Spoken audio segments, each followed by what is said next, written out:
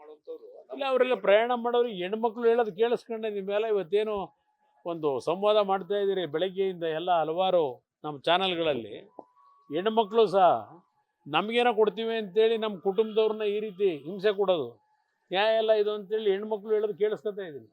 ಪ್ರಬಲವಾಗಿ ವಿರೋಧ. ಆಮೇಲೆ ನನಗೆ ಇನ್ನೊಂದು ಅತ್ಯಂತ ಈ ರಾಜ್ಯದಲ್ಲಿ ಮಂತ್ರಿಗಳು ಯಾವ ಮಟ್ಟಕ್ಕಿದ್ದಾರೆ ಅಂದರೆ, ಯಾರೋ ಒಬ್ಬ ಮಂತ್ರಿ ಹೇಳ್ತಾನೆ ಮಾಂಸ ತಿನ್ನಕ್ಕೆ 500 ರೂಪಾಯಿ ಇದ್ರೂ ಹೋಗಿ ಮಾಂಸ ತಿಂತೀರಿ, ಇದ್ಯಾವುದು ಬಸ್ ದರಕ್ಕೆಲ್ಲ ಯಾಕೆ ತಲೆ ಕೆಡಿಸ್ಕೋಬೇಕು ಅಂತ ಹೇಳ್ತಾರೆ. ಎಲ್ಲಾದರೂ ಉಂಟಾ? ಎಲ್ಲಾದರೂ ಉಂಟಾ? ಮಾಂಸದ ಬೆಲೆ ಎಷ್ಟು ಏರಿಕೆ ಆದರೂ ಹೋಗ್ಬಿಟ್ಟು ಮಾಂಸ ಕೊಂಡ್ಕೊಂಡು ತಿಂತೀರಿ ಅಂತ ಹೇಳ್ತಾರೆ ಇಷ್ಟು ಲಘುವಾಗಿ. ಆ ಒಂದು ಮಾಂಸ ಒಂದು ತಿಂಗಳಲ್ಲಿ ಆ ಕೆಲವು ಶ್ರಮಿಕ ವರ್ಗದ ಜನ ಇದ್ದಾರಲ್ಲ, ಆ ಕುಟುಂಬದ ಮಕ್ಕಳ ಒಂದು ಆಸೆ ನೆರವೇರಿಸಲಿಕ್ಕೆ 1 kg ಮಟನ್ ತರಬೇಕಾದ್ರೆ ಅವ್ರ ಪರಿಸ್ಥಿತಿಗಳು ಏನಿದೆ ಅನ್ನೋದು ಇವ್ರಿಗೇನಾದ್ರು ಅರ್ಥ ಆಗಿದ್ರೆ ಈ ರೀತಿ ಲಘುವಾಗಿ ಮಾತನಾಡ್ತಿರಲಿಲ್ಲ. ಇವ್ರಿಗೆ ಪಾಪ ಅದೆಲ್ಲ ಲೆಕ್ಕ ಬರೋಲ್ಲ. ಆದರೆ ಬೆಳಗ್ಗಿನ ಸಾಯಂಕಾಲದವರೆಗೂ ಶ್ರಮಪಟ್ಟು ಜೀವನ ಮಾಡ್ತಾನಲ್ಲ ಅವ್ರ ಮಕ್ಕಳು ಇವತ್ತು ನೋಡ್ತಾ ಇದೀವಿ ಮ್ಯಾಲ್ ನ್ಯೂಟ್ರಿಷನ್ನ ಕೊರತೆಯಿಂದ ಆ ಮಕ್ಕಳ ಬದುಕೇನಾಗ್ತಿದೆ, ಜೀವಕ್ಕೆ ಅಪಾಯಗಳು.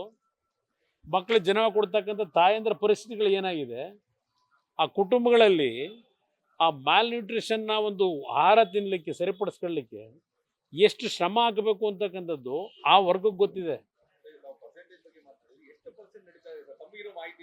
ಸೊ ಈಗ ಪ್ರತಿಯೊಂದರಲ್ಲೂ ಫಿಕ್ಸ್ ಆಗೋಗಿದೆಯಲ್ಲ.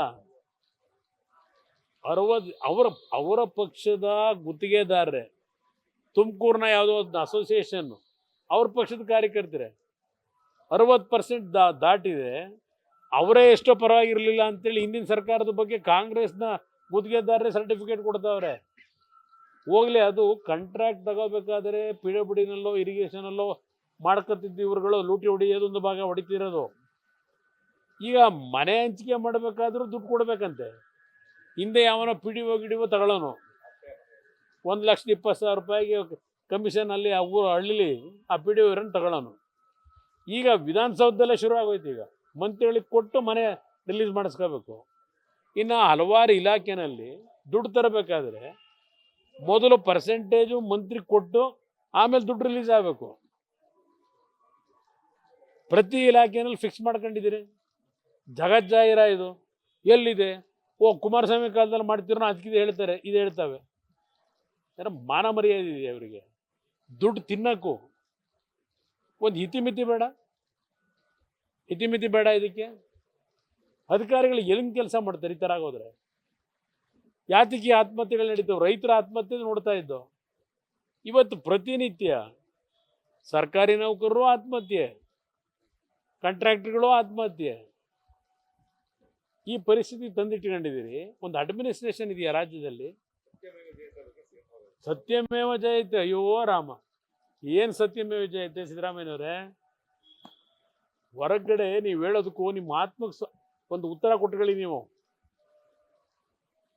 ಯಾವ ಸತ್ಯಮೇವ ಜಯತೆ ಸತ್ಯಮೇವ ಜಯತೆ ಅಂತ ಹೇಳ್ಕೊಂಡು ಅಡ್ವರ್ಟೈಸ್ಮೆಂಟಲ್ಲೂ ಏನು ಪಾಪ ಹಾಕ್ತೀರಿ. ನಿಜಕ್ಕೂ ಆ ಸತ್ಯಮೇವ ಜಯತೆ ಉಳಿಸಿದ್ದೀರಾ? ನಿಮ್ಮ ಪಟಾಲಂಬುಗಳು ಬೆಂಗಳೂರು ಹಲವಾರು ಪ್ರಮುಖ ನಗರಗಳಲ್ಲಿ ಯಾವ್ಯಾವ ರೀತಿ ಲೂಟಿ ಮಾಡ್ಕೊಂಡು ಹೊರಟಿದ್ದಾರೆ. ಬೇಕಾ ವಿಷಯಗಳು? ಎಷ್ಟು ಬೇಕು? ಇದೆಲ್ಲ ನೋಡಿ ಬೇಸತ್ತು ಬಿಟ್ಟುಬಿಟ್ಟಿದ್ದೀವಿ.